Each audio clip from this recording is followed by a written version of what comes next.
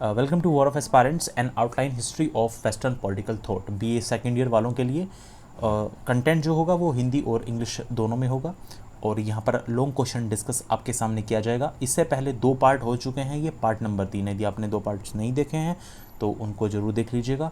चलिए अब क्वेश्चन पर आते हैं। आप देख सकते हैं आपके सामने ये है क्वेश्चन। अब क्वेश्चन किसी भी तरह से घुमा फिरा के आपसे पूछ सकता है मैकियावेली के बारे में, तो आपको उससे घबराना नहीं है और कुछ भी तरह से घुमा फिरा के पूछे लेकिन आपको वो एडजस्ट कर देना है उसी में, ठीक है। तो इतनी बात सभी जानते होंगे। ये क्वेश्चन आपके सामने जैसा आपको दिख रहा है, ठीक देख लिया होगा आपने। अब हम आगे बढ़ते हैं और आंसर राइटिंग की बात करते हैं। इससे पहले 2 पार्ट्स हो चुके हैं, अगेन रिमाइंड कराना, उनको जरूर देख लीजिएगा। चलिए देखिए, अब हम निकोलो मैकियावेली की बात करने वाले हैं। तो सबसे पहले इनका जीवन परिचय, इनकी बायोग्राफी, उसको समझते हैं। निकोलो मैकियावेली का जन्म इटली के फ्लोरेंस शहर में तब हुआ था। यदि हम इंडिया से कंपैरिजन करें तो उस समय भारत में मुगल शासन की स्थापना भी नहीं हुई थी। तो उस समय निकोलो मैकियावेली का जन्म, क्योंकि आप जानते हैं जो मुगल डायनेस्टी की स्थापना इंडिया में हुई थी वो 1526 में 1526 ईस्वी में हुई थी। और ये वर्ष कौन सा था जब उनका जन्म हुआ? 1469। और 1469 एक ऐसा वर्ष है जहां इसी साल अविभाजित भारत में यानी अनडिवाइडेड इंडिया में ननकाना साहिब, अभी तो ये पाकिस्तान में आ जाएगा, ननकाना साहिब में गुरु नानक जी का भी जन्म हुआ था। मैकियावेली को कोई बहुत उच्च शिक्षा तो प्रदान नहीं की गई, पर लैटिन भाषा का अच्छा ज्ञान कराया गया। उनको लैटिन भाषा अच्छी तरीके से सिखाई गई और इसके अलावा मैकियावेली ने ग्रामर और ग्रीक जैसे विषयों का भी अध्ययन किया। सेम चीज़ जो आपको भी हिंदी में बताई है वही चीज़ इंग्लिश में है। Niccolo Machiavelli was born in the city of Florence in Italy when the Mughal rule was not even established in India and it was the year 1469। Again I am saying कि यदि मेरी स्पीड कम लग रही है तो बढ़ा करके देख सकते हैं प्लेबैक स्पीड को, ज़्यादा लग रही है तो कम कर सकते हैं, ठीक है। Guru Nanak was also born in the same year at Nankana Sahib in the undivided India and Machiavelli was not provided very high education. उनको उच्च शिक्षा तो प्रदान नहीं की गई but was given a good knowledge of Latin, लेकिन उनको लैटिन भाषा का अच्छा ज्ञान कराया गया। Machiavelli studied subject like grammar and Greek. Machiavelli ने ग्रामर और ग्रीक जैसे विषयों का अध्ययन किया। आगे बढ़ते हैं। उसमें मैकियावेली की बात चल रही है। उसमें योग्यता, चतुराई और बुद्धिमत्ता इतनी अधिक थी कि फ्लोरेंस गणराज्य में, जो फ्लोरेंस रिपब्लिक था, उसमें उसे गृह और विदेश कार्यालय में क्लर्क की नौकरी प्राप्त हो गई। 4 वर्ष में ही मैकियावेली उन्नति करते हुए सचिव के उच्च पद पर पहुंच गए और 1512 में 1512 ईस्वी तक इसी पद पर वो बने रहे। एक्चुअली क्या था, उसी समय में जो यूरोप की जो राजनीति थी, जो पॉलिटिक्स थी, वो अस्थिर हो चली थी और अस्थिर बहुत लंबे समय से थी, ठीक है।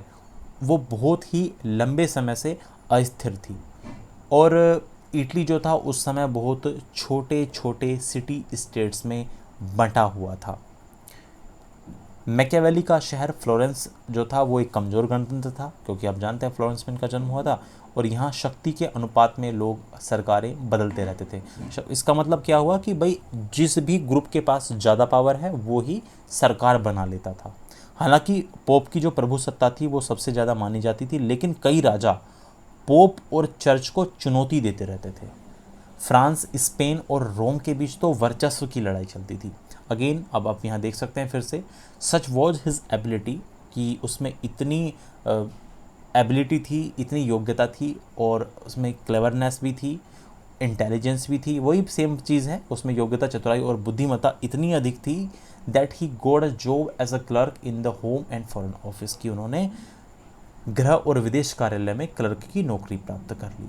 विद इन 4 आवर्स, 4 वर्ष में ही Machiavelli progressed to high position of secretary and remain in the position till 1512 AD. Europe of that time, उस समय का जो यूरोप था, विटनेस टू, और सॉरी यहाँ पर एक चीज़ छूट गई है, विटनेस टू, यहाँ पर आपको लिखना है इनस्टेबिलिटी। जहाँ पर अस्थिरता आ रहा है ना, यहाँ पर एक चीज़ मिस हो गई है टाइपिंग में।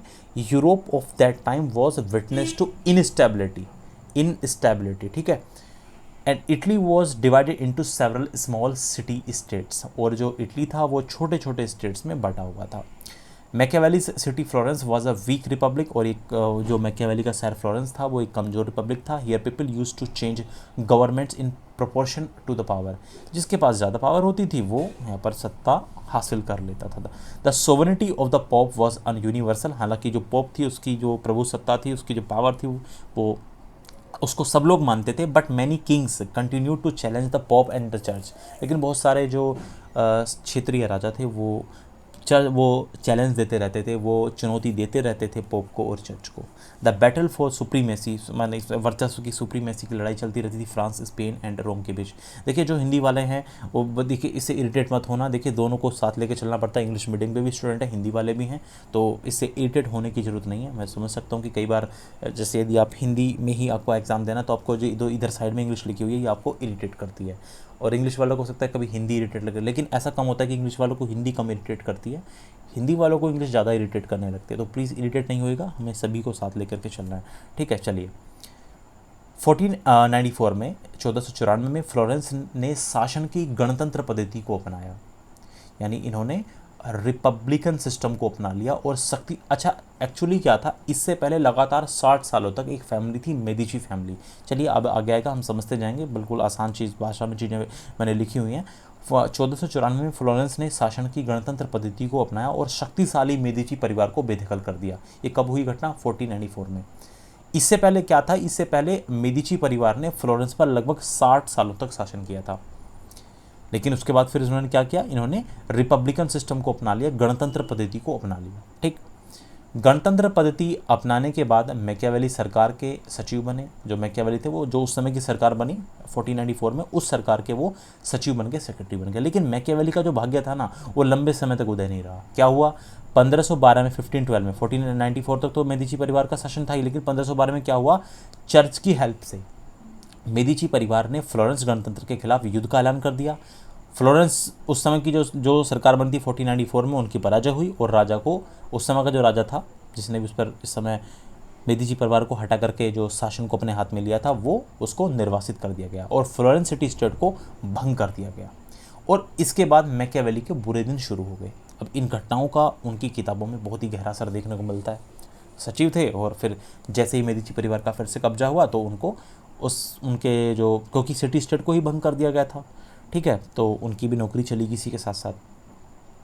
अब यही चीज़ें इंग्लिश में भी हैं। The Medici family ruled Florence for 60 years, लगभग 60 सालों तक उन्होंने राज किया। Before Florence adopted the Republican system in governance in 1494 and ousted the powerful Medici family after adopting the republican system.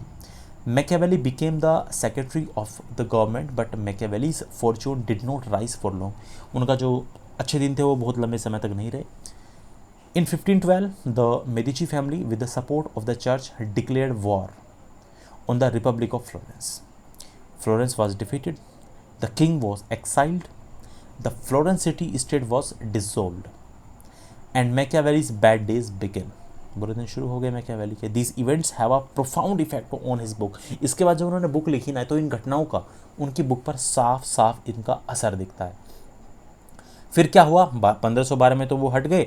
अब 1513 में क्या हुआ, 1513 में मेदिची परिवार ने मैकियावेली के खिलाफ साजिश का आरोप लगाया और उसे जेल में डाल दिया। जेल में उन्हें यातना दी गई, लेकिन वे अपने बेगुनाही पर अड़े रहे। मित्रों के सहयोग से 3 सप्ताह बाद उन्हें जेल से छुटकारा तो मिल गया, किंतु इस शर्त पर, इस कंडीशन पर कि वे सार्वजनिक जीवन में, पब्लिक लाइफ में कहीं भाग नहीं लेंगे। ठीक है, और इसके अलावा इन प्रतिबंधों ने उसको, उनके ऊपर कुछ प्रतिबंध भी लगाए गए, कुछ रेस्ट्रिक्शंस लगाए गए। उन्हें शहरी गतिविधियों से, यानी शहर में जो होने वाली गतिविधियां हैं उनसे दूर रहना पड़ेगा, और इसके अलावा राजनीतिक चर्चाओं से भी उनको दूर रहने के लिए मजबूर कर दिया। भाई सीधी सी बात है, शहरी गतिविधियों से दूर हो गए बेचारे, वो ग्रामीण जीवन जीने लगे। और इन्हीं दिनों उन्होंने दुनिया की सुप्रसिद्ध किताब द प्रिंस लिखी, और इसी रचना ने, इसी कृति ने, उनके इसी वर्क ने उन्हें समय और सीमाओं से भी ऊपर प्रसिद्धि प्रदान की। In the 1513 the Medici family accuse Machiavelli of conspiracy and was imprisoned. उनको जेल में डाल दिया गया। He was tortured in prison but he stood by his innocence, लेकिन उन्होंने अपनी बेगुनाही पर वो अड़े रहे। After 3 weeks with the help of friends की हेल्प से he was release from prison, उसके बाद उनको प्राइजन से रिलीज कर दिया गया। But on the condition that he would not take any part in public life में वो कोई पार्ट नहीं लेंगे। These restrictions forced him to stay away from the urban activities यानी शहरी गतिविधियों से दूर रहना पड़ेगा, और पॉलिटिकल डिस्कशन से भी दूर रहना पड़ेगा, राजनीतिक चर्चाओं से भी दूर रहना पड़ेगा। तो इसका मतलब ये हुआ Machiavelli began to lead a rural life, उन्होंने ग्रामीण जीवन जीना शुरू कर दिया। It was during these days the he wrote the world's famous book the Prince. उन्होंने, यही वो दिन थे जब उन्होंने द प्रिंस बुक को लिखा, and this masterpiece brought him fame over time and boundaries. और इसी बुक ने उनको समय और सीमाओं से ऊपर फेम प्रदान की। अब हम बात करते हैं मैकियावेली की रचनाओं की, उनके वर्क्स की बात करते हैं। तो देखिए, मैकियावेली न केवल एक अनुभवी कूटनीतिक व्यक्ति थे, बल्कि इतिहास और राजनीति के महान लेखक भी थे। इतिहास के और राजनीति के बहुत ही अच्छे लेखक भी थे, और इन्होंने द प्रिंस और डिस्कोर्सेस नाम की पुस्तकें भी लिखी हैं। Machiavelli was not only a season diplomat but also a great writer of history and politics. He wrote the books the Prince and discourses. Machiavelli की रचना द प्रिंस, इतालवी, इतालवी का मतलब है इटालियन, इटालियन को ही इतालवी यहाँ पे लिखा गया है। मैकियावेली की रचना द प्रिंस इटालियन भाषा में लिखी गई शासन पद्धति पर कि किस तरह से रूल करना चाहिए, इस पर एक सरल और एक सटीक निबंध है। एक्चुअली ये बुक तो उन्होंने 1513 में ही लिख दी थी, लेकिन ये बुक पब्लिश हुई इनकी डेथ के 5 साल बाद। इनकी डेथ हुई थी 1527 में, और उसके भी 5 साल बाद 1532 में पब्लिश हुई थी, लेकिन इन्होंने 1513 में ही दी थी। अब यूँ तो एक छोटी सी किताब है, लेकिन इसके तथ्य, इसके फैक्ट्स इतने सहज और व्यवहारिक हैं, इतने सिंपल और प्रैक्टिकल हैं कि इन्होंने समय और सीमा को पार कर लिया है। They have crossed time and limits.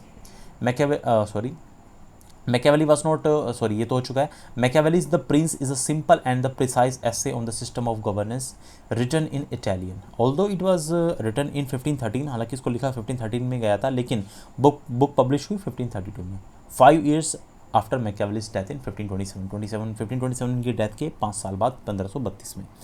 Although it is a small book, but its contents are so simple and practical that they have crossed time and limits.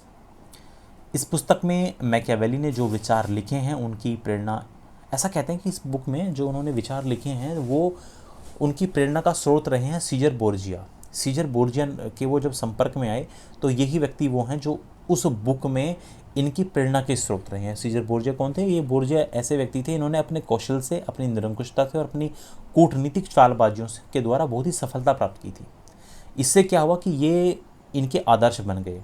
जो सीजर बोर्जिया हैं, ये मैकियावेली के क्या बन गए? आदर्श बन गए, और इसकी प्रशंसा करने में मैकियावेली कभी नहीं थकते थे। और द प्रिंस बुक में भी बोर्जिया को इन्होंने अपने चरित्र का नायक बना लिया था।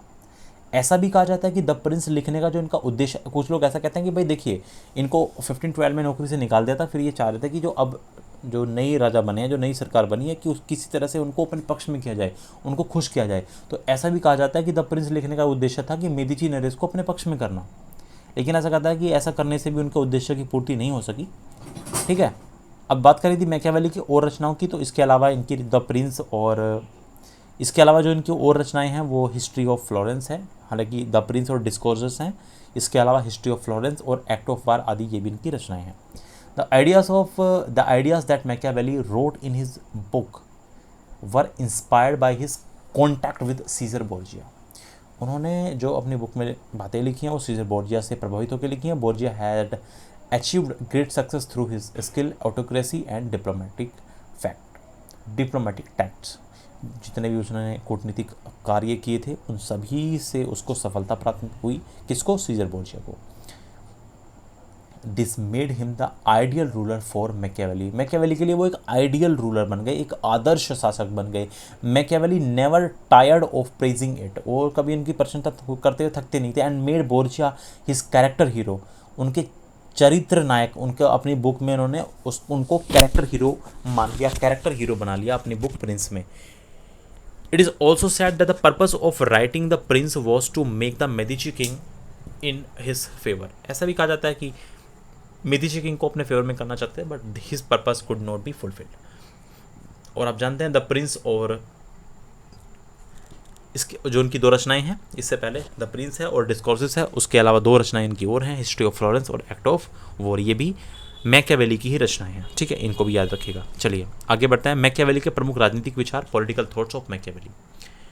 ये मैकियावेली का मानना था कि शासकों का कुटिल होना अच्छा है। मैकियावेली मानता था कि राजा को प्रजा का बैरी नहीं बनना चाहिए, लेकिन उनका यह भी कहना है कि प्रजा का मित्र भाव मिलने से राज्य में खुशहाली फैले, ऐसा जरूरी नहीं है।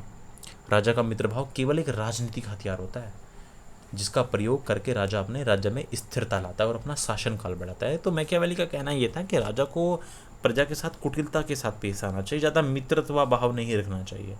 मित्र भाव ऐसा कहीं नहीं है कि यदि राजा प्रजा की साथ, जो राजा है वो प्रजा के साथ, लोगों के साथ मित्र भाव से रहेगा तो ऐसा नहीं कि राज्य में खुशहाली फैलेगी, ऐसा जरूरी नहीं है।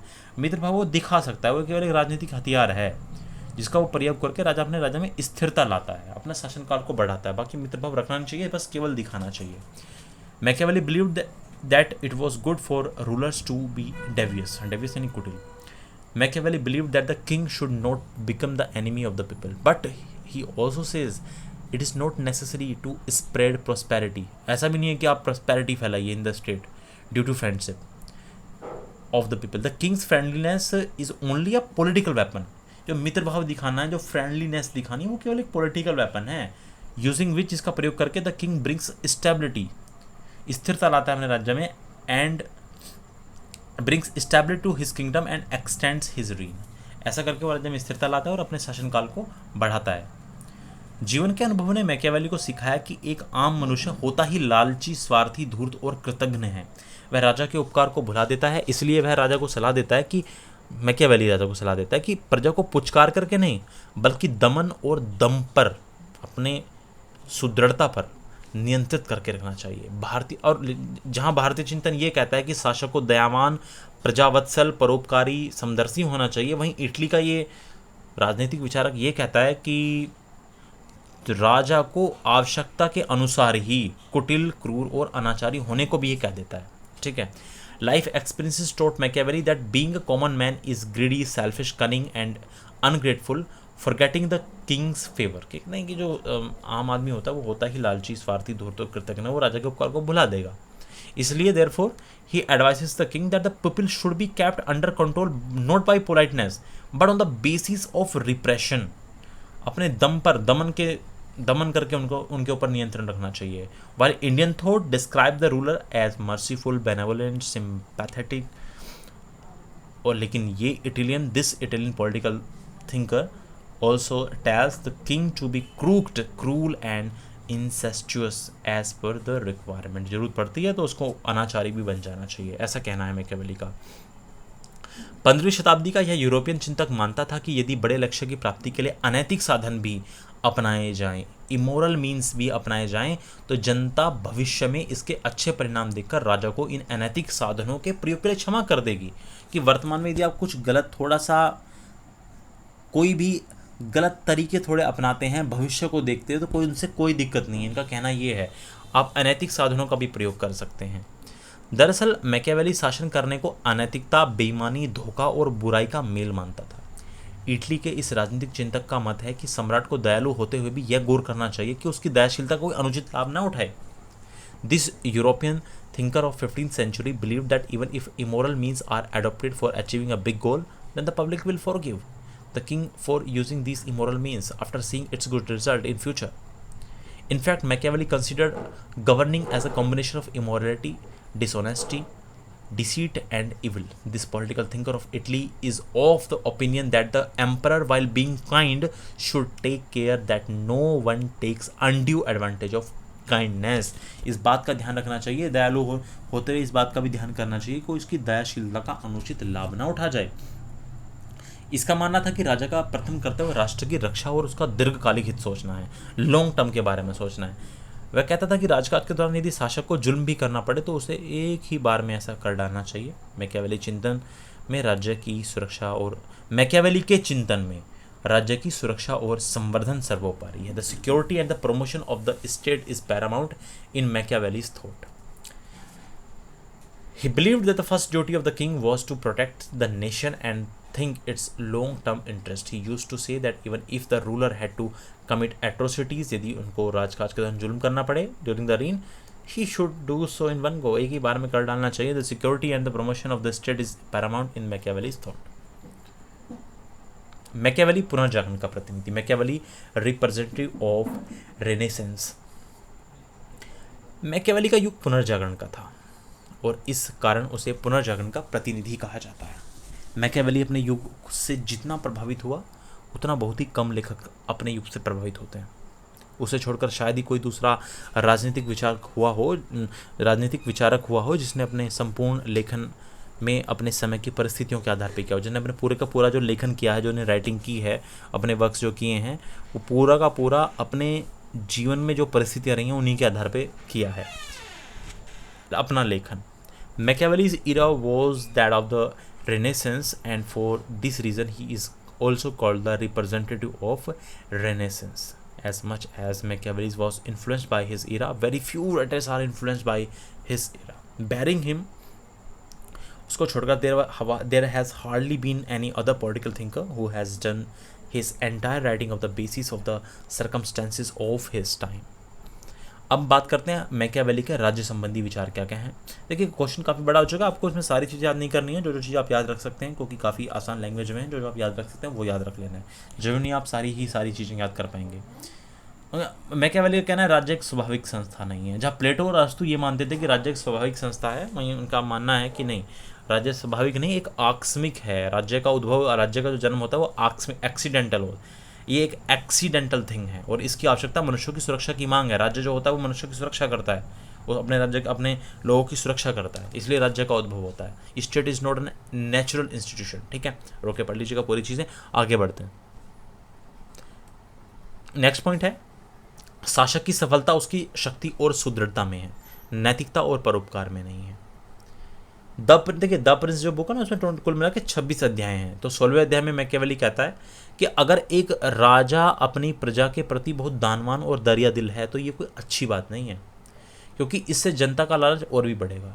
वह कहता है कि जनता के बीच भला दिखने के लिए यदि राजा कोई अच्छी योजनाएं लाता है और राज को उसका पैसा धीरे धीरे खर्च कर दे रहा है, तो इसका मतलब यह है कि वो जरूरत से ज़्यादा दानी है। और लेकिन जरूरत से ज़्यादा दानी होना राज्य के आर्थिक सेहत के लिए भी अच्छा नहीं है, क्योंकि आखिरकार राज्य का खजाना तो खाली हो जाएगा, फिर राजा को ज़्यादा कर लगाना पड़ेगा, टैक्स लगाना पड़ेगा, इससे लोग उसे फिर नापसंद करने लगेंगे। यही नहीं, अगर वह खजाने पर भार बनने वाली लोकप्रिय योजनाओं को बंद कर देता है तो उसकी आलोचना भी होगी, फिर जनता शासक को कंजूस और क्रूर कहने लगेगी। वह कहता है कि एक बुद्धिमान राजा के लिए अच्छा है कि जनता में उसकी चर्चा एक कृपण यानी एक कंजूस, एक माइजर राजा के रूप में हो, बजाय इसके कि दरिया दिली बहुत लंबे समय बाद, कालांतर का मतलब होता है कुछ समय बाद या लंबे समय बाद, जनता के बीच में नफरत की वजह बन जाए कि आज तो फ्री दे देगा, लेकिन जब कल नहीं रहेगा राजकोष में तो फिर जनता ऑटोमेटिकली उससे नफरत करने लगेगी। जनता का लालच बढ़ेगा, वो उससे डिमांड करेगी, वो दे नहीं पाएगा तो ऑटोमेटिकली फिर नफरत करने लगेगी। इससे अच्छा है कि अभी बंद कर दो उन लोकप्रिय योजनाओं को। ठीक है, the successor of a ruler lies in his power and strength, not in morality and benevolence. ठीक है, आप इसको पॉज कर लीजिएगा एंड उसको पढ़ लीजिएगा पूरा। ठीक है, आगे बढ़ाता है वरना वीडियो बहुत लंबी होती चलेगी। वो सेम चीज़ है, वही हिंदी में, वही सेम आगे इंग्लिश में है। सिर्फ धर्म के आचरण के लिए धर्माचारी होना जरूरी नहीं है, मैकियावेली कहना है। मैकियावेली कहता है कि राजा को धर्माचारी दिखते रहने की कोशिश करनी चाहिए, मगर सिर्फ धर्म के लिए धर्म का पालन करना राजा के लिए हानिकारक हो सकता है। यदि वो केवल धर्म के लिए धर्म का पालन कर रहा है तो ये तो उसके लिए हानिकारक हो सकता है। राजा धर्म का पालन करे या फिर ना करे, लेकिन ऐसा करने का उसको शौक जरूर करना चाहिए, ऐसा कहना है मैकियावेली का। राजा धर्म का पालन करे या न करे, उसे ऐसा करते हुए दिखाई जरूर पड़ना चाहिए, क्योंकि प्रजा धर्म का अनुसरण करने वाले व्यक्ति को पसंद करती है। इसलिए प्रजा का विश्वास जीतने के लिए धर्म का आचरण करते हुए दिखाई पड़ना जरूरी है। It is not necessary to be devout just for the sake of righteousness. केवल धर्माचारी होने के लिए धर्म का पालन नहीं करना है, बल्कि whether the king follows the religion or not, या तो धर्म का पालन करता है नहीं पड़ता, he must been doing so, लेकिन उसको ऐसा करते हुए दिखना चाहिए, because the people like the person who follows the religion. So to win the trust of people it is necessary to be seen following the religion. Doing हटाना, following आना, seen following the religion, बस इतना ये याद रखिएगा। ज़्यादा बहुत लंबा वैसे हो चुका है, ठीक है, लेकिन जो पॉइंट आप याद कर पाएँ उतना बेटर है। मैकियावेली के विचारों की आलोचना की गई है, आपने भी पढ़े, आपको भी लग सकता है कि इसके विचार कैसे अजीब हैं, लेकिन ये उसकी उस समय की परिस्थितियों के आधार पर है। मैंने बताया ना कि उसकी जो बुक का नायक था सीजर बोर्जिया, क्योंकि उसने खुद निरंकुशता के आधार पर सफलताएं प्राप्त की थी। ठीक है, अनाचारी कृत्यों के आधार पर सफलताएं प्राप्त की थी, इसलिए वो उसकी द प्रिंस में बुक में उसकी जो उसका जो मेन कैरेक्टर था, हीरो जो उसकी नज़रों में था, वो सीजर बोर्जिया था और उसी के आधार पर उन्होंने बुक को लिखा है। अब देखिए आलोचना की गई है मैकियावेली पर आरोप लगता है कि उन्होंने निरंकुशता को, ऑटोक्रेसी के निरंकुशता के पोषकों को खुराक दे रखी है, कि जो लोगों के दिमाग में निरंकुशता की बातें आती हैं ऐसे लोगों के लिए इनकी बुक और खुराक बन जाती है और बढ़ावा देती हैं। आलोचक कहते हैं कि पिछली शताब्दी में दुनिया में बड़े बड़े शासकों ने द प्रिंस किताब से प्रेरणा ली है और अपने देशों में शिखर पर पहुंच गए, दमन किया अपने देश की जनता का। अब ऐसा करते हुए एग्जाम्पल देते हैं ब्रिटिश प्रधानमंत्री विंस्टन चर्चिल का, अमेरिकी राष्ट्रपति रूजवेल्ट का, फ्रांस के शासक नेपोलियन की ओर इशारा किया जाता है। इसके अलावा मैकियावेली का आलोचक यह भी कहते हैं कि जर्मनी का जो हिटलर था और इटली के जो मुसोलिनी थे वो भी जो निरंकुश शासक बने वो भी उन्होंने भी प्रेरणा जो ली इन्हीं की बुक से ली, इन्हीं की बुक द प्रिंस से ली। ठीक है, अब ये बात कितनी सही है कितनी नहीं है ये तो इस बात पे तो विचार नहीं है, बाकी ये आलोचकों का कहना है। ठीक है, तो ये हमारा अब हुआ एक और मैकियावेली के ऊपर लॉन्ग क्वेश्चन। ठीक है, इसके अलावा आप एरिस्टोटल का क्वेश्चन भी देख सकते हैं, रूसो है, तो थोड़ा थोड़ा इन सभी के बारे में पढ़ सकते हैं, पढ़ने में कुछ नहीं जा रहा, एक बार सभी के बारे में थोड़ा थोड़ा ज़रूर देख लीजिएगा। ठीक है, थैंक यू सो मच अपना टाइम देने के लिए।